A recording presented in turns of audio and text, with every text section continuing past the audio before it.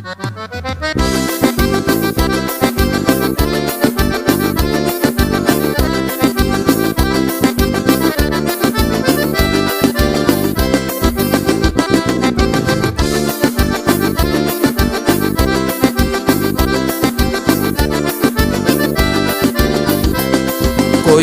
com o pé de pano, que ele vai passar lá. Cuidado com o pé de pano, que ele tem muita saliva e ela pode acreditar.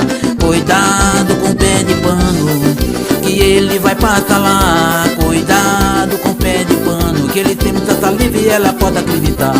Ela falou que foi ao Brás para umas coisas comprar. Chegou dizendo que as coisas eram caras, que o dinheiro era pouco, que não deu para comprar. Cuidado com o pé de pano, que ele vai passar lá.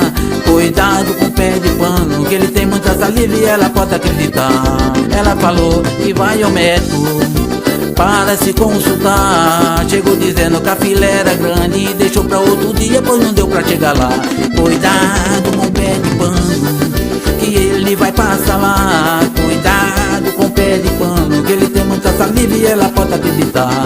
Quando ela fala que vai para o trabalho, fico pensando que ela está lá. No final do mês é só falta que rola e ela nunca que vai lá. No final do mês é só falta que rola e ela nunca que vai lá. Cuidado com o pé de pano, que ele vai passar lá. Cuidado com o pé de pano, que ele tem muita saliva e ela pode acreditar. No final de semana vai pro telefone, ansiosa pra ligar. Fala que é pra família dela, mas é só pra me enganar. No final de semana vai pro telefone, ansiosa pra ligar. Fala que é pra família dela, mas é só pra me enganar. É Chico Nascimento, galera, ao vivo para todo o Brasil e o resto do mundo.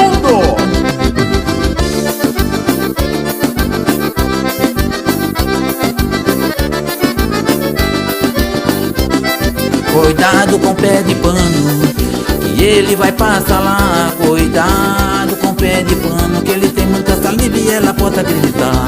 Ela falou que vai ao Brás para umas coisas comprar. Chegou dizendo que as coisas eram caras e o dinheiro era pouco, pois não deu para comprar. Cuidado.